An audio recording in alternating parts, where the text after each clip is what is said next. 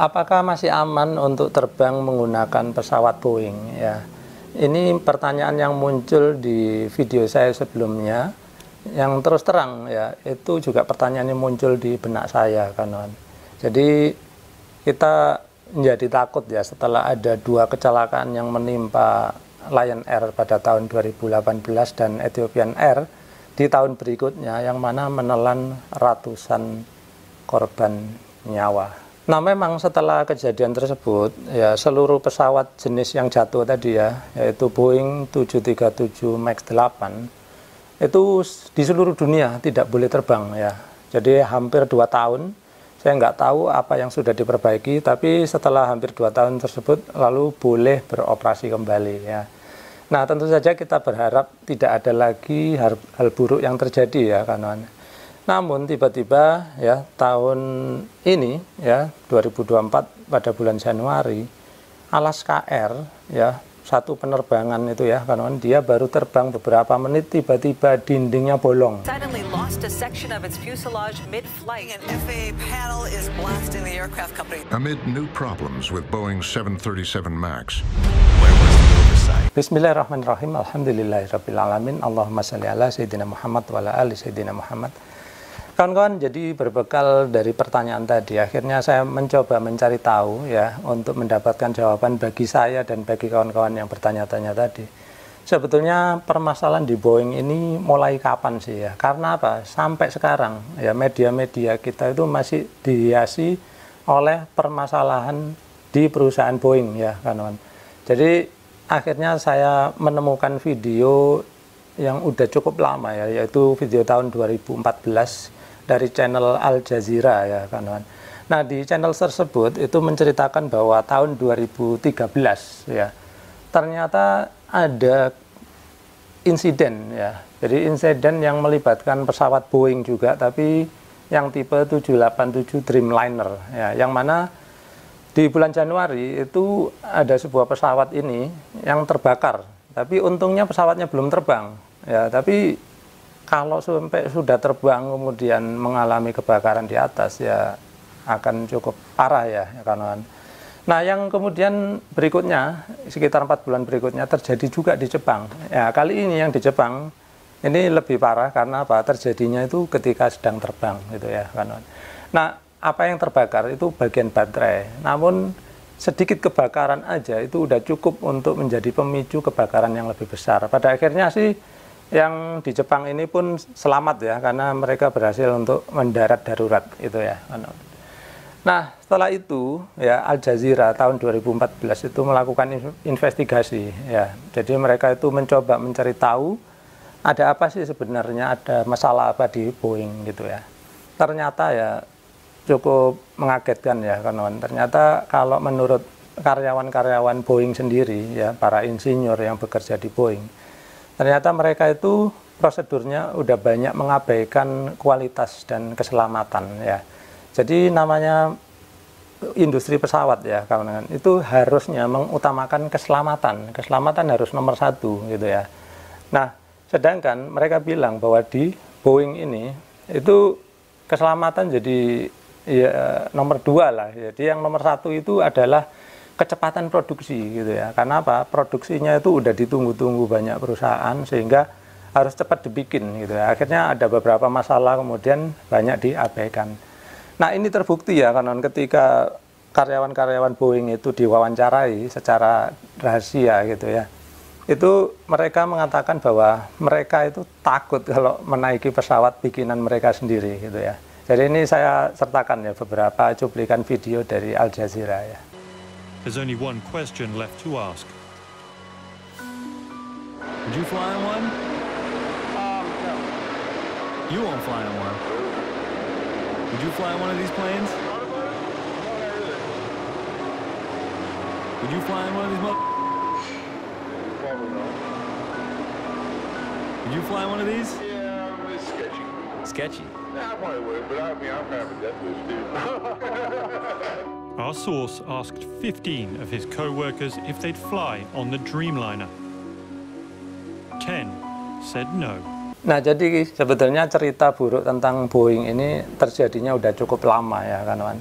Nah kemudian ya setelah kejadian kebakaran ini, ya seluruh jenis 787 Dreamliner itu nggak boleh terbang ya. Jadi sampai 2 bulan kemudian mungkin udah diperbaiki ya penyebab kebakarannya, akhirnya boleh terbang kembali. Namun sayangnya kejadian di tahun 2013 ini tidak menjadi pelajaran bagi Boeing, sehingga proses produksi mereka ya seperti sebelumnya juga gitu ya kawan. Ini terbukti nanti ya kawan. Jadi tanpa terekspos di publik, ya tentu saja nggak terekspos ya karena rahasia perusahaan ya kawan. Ada seorang karyawan senior ya, itu namanya Ed Pearson. Dia itu sebetulnya sudah mengungkapkan keresahannya kepada pimpinannya atau manajemen yang lebih tinggi bahwa proses produksi mereka ini tidak aman gitu ya, sehingga bahkan si Ed Pearson sendiri mengakui bahwa dia tidak akan meletakkan keluarganya untuk terbang di dalam pesawat Boeing gitu ya. Artinya apa? Dia itu sendiri nggak percaya dengan keamanan di pesawat Boeing gitu ya. Namun ya menurut berita yang saya dapat, apa yang disampaikan si Ed Pearson ini diabaikan oleh manajemen Boeing ya. Dan akhirnya kita tahu sendiri ya, tahun 2018 kemudian pesawat jenis Boeing 737 MAX 8 itu jatuh di Indonesia gitu ya. Nah sebetulnya ya kawan, ketika jatuhnya pesawat ini, itu Boeing itu sebetulnya tahu bahwa ada sesuatu yang tidak beres di pesawat mereka. Namun mereka justru waktu itu menyalahkan pilot Lion Air gitu ya. Katanya pilot Lion Air salah bertindak gitu. Nah akhirnya terjadi lagi kecelakaan yang kurang lebih sama. Ya, di sini Boeing sudah tidak bisa menghindar lagi ya. Pada akhirnya memang Boeing dinyatakan bersalah dan harus membayar ganti rugi hingga triliunan rupiah. Nah kemudian akhirnya CEO atau direktur utama dari Boeing ya akhirnya dia dipecat ya kawan. Tapi lumayan juga dia dipecatnya itu dapat pesangon sekitar 1 triliun rupiah ya kalau dirupiahkan gitu. Nah setelah itu ya pesawat jenis ini 737 MAX 8 itu tidak boleh terbang ya, harus grounded, harus diperbaiki, yang mana memakan waktu itu hampir 2 tahun ya kawan. Nah pada akhirnya pesawat ini diperbolehkan terbang kembali. Nah namun sayangnya berita buruk kembali menghampiri Boeing ya kawan, yaitu pada bulan Januari tahun 2024 itu Alaska Air ya yang mengoperasikan pesawat Boeing 737 MAX 9, memang agak beda ya, tapi masih satu seri gitu ya. Itu badan pesawatnya tiba-tiba bolong kawan. Nah, mungkin bagian orang bilang nggak apa-apa kan cuman bolong gitu. Kalian perhatikan ya kawan, ini ada gambarnya, ada fotonya. Ini bolongnya itu tiba-tiba dindingnya copot gitu aja ya kawan. Nah ternyata ini adalah ya, jadi yang kalian lihat ini bukan pintu darurat ya, sebetulnya ini dinding yang bolong kemudian ditutup dari luar sebetulnya ya, kayak dinding pesawat kalau dari dalam gitu ya. Tapi kalau dari luar itu sebetulnya ada suatu penutup ya.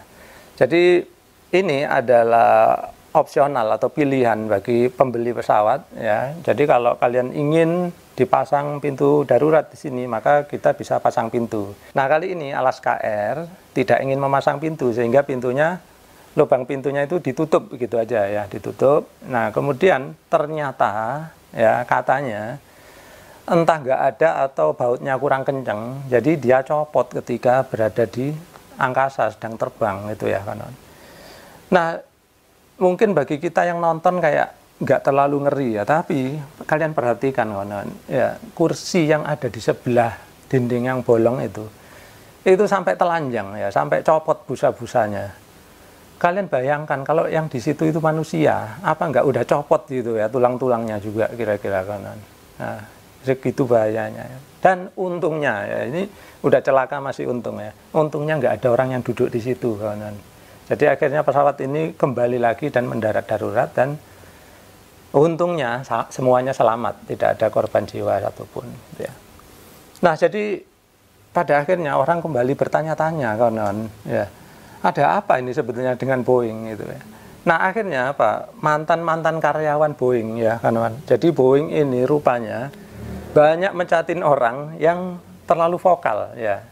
Jadi salah satunya namanya John Barnett ya. Si John Barnett ini dia sudah kerja itu jadi quality manager, jadi manajer kualitas ya, manajer mutu di Boeing ini udah 30 tahun ya. Nah, dia pernah mengungkapkan keresahannya karena apa? Menurut dia ini nggak benar gitu ya. Ternyata malah dia dipecat gitu ya kan. Jadi kalau nggak salah dia dipecat tahun 2017 lah gitu ya. Nah, sejak kecelakaan ini kemudian dia itu koar-koar, dia menunjukkan memang Boeing itu kurang ini, kurang itu ya. Dan apa yang terjadi ya kawan, si John Barnett ini ya beberapa minggu yang lalu ditemukan tewas di sebuah mobil dengan luka tembak di kepala gitu ya. Nah, ada dugaan ya, ini ada dugaan dia mengalami bunuh diri, melakukan bunuh diri, atau ya mungkin juga nggak bunuh diri. Karena apa? Ternyata teman-temannya atau keluarganya itu pernah dikabari sama si John Barnett ini. Dia bilang, kalau nanti ada berita kematian saya, itu saya tidak bunuh diri. Jadi dia kayaknya udah merasa diintai gitu ya kan. Nah, kita nggak tahu sampai sekarang mana yang benar, karena apa? Sekarang masih dalam penyelidikan polisi di Amerika Serikat. Jadi kejadiannya masih sekitar 4 minggu yang lalu gitu ya. Ya, nanti kita tunggu ya beritanya. Kalau kalian ingin, saya akan beritakan kembali di channel saya ini. Nah, sekarang kita kembali ke pertanyaan awal ya, kawan. Apakah masih aman untuk terbang menggunakan pesawat Boeing? Terus terang, pikiran saya juga berkecamuk, kawan. Jadi, saya juga bingung mau jawabnya ya. Karena apa? Kalian lihat ya, meskipun modelnya mungkin nggak semuanya sama ya. 787, 737, MAX 8, kemudian MAX 9. Tapi ini semua itu dari pabrik yang sama, yaitu Boeing gitu loh. Jadi terus terang saya juga bingung kalau mau jawab apakah aman atau tidak. Tapi banyak ahli-ahli di luar itu yang ngomongnya aman kok gitu ya. Ya waktu itu ketika ini boleh terbang kembali, aman kok gitu. Nyatanya kejadian lagi sesuatu gitu ya.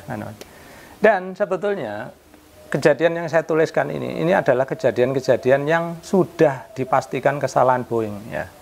Sementara ada kejadian-kejadian lain yang masih dispute ya, artinya masih dipertentangkan apakah ini kesalahan Boeing atau kesalahan operator ya.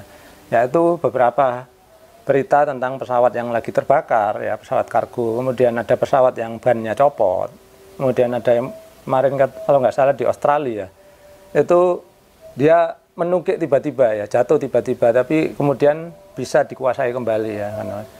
Yang itu belum dipastikan kesalahan Boeing, tapi semuanya itu menggunakan pesawat Boeing juga, gitu loh. Jadi terus terang saya nggak tahu jawabannya apakah aman atau tidak. Tapi bagi kalian yang ingin memastikan apakah pesawat yang kalian tumpangi itu Boeing atau tidak, kalian sebetulnya ketika membeli tiket pesawat, ya itu bisa ngelihatnya ya kawan. Nah, bagi kalian yang ingin tahu pesawat apa sih yang kalian akan tumpangi, misalkan kalian akan membeli tiket pesawat, kalian sebetulnya bisa ngelihatnya ya kawan. Jadi caranya seperti ini. Misalkan kalian punya aplikasi tiket.com di HP kalian. Kemudian contoh ya, kita akan melakukan penerbangan dari Makassar ke Denpasar. Kemudian kita klik ayo cari seperti ini. Nah, perhatikan ya. Di situ kita dikasih pilihan-pilihan ya. Beberapa penerbangan. Lalu coba kita lihat yang pilihan pertama. Terus kalian klik ya, di situ lihat fasilitas lain, klik. Nah, di situ muncul ya, model pesawatnya adalah Boeing 737-900 ya. Jadi disitulah. Kemudian kalau kalian ingin cari yang pesawat jenis lain ya, tinggal scroll gitu ya, kawan. Kalian scroll kemudian pilih ini misalkan, lalu kalian lihat jenis pesawatnya. Nah, kayak gitu.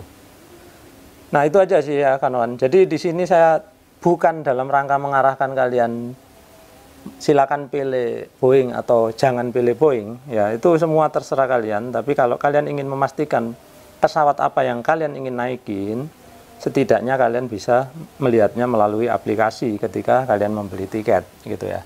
Namun sayangnya tidak semua maskapai mencantumkan jenis pesawatnya ya kawan. Jadi seperti itu aja ya usaha yang bisa kita lakukan. Selanjutnya sih ya jangan lupa ya, kalau udah terbang ya atau sebelum terbang kita berdoa semoga kita selamat sampai tujuan sehingga bisa berkumpul kembali dengan keluarga kita tercinta ya kan. Jadi sekian dulu ya kawan-kawan, mudah-mudahan video kali ini bisa memberikan ya sedikit banyak manfaat bagi kawan-kawan yang menonton video ini. Terima kasih sudah menyaksikan.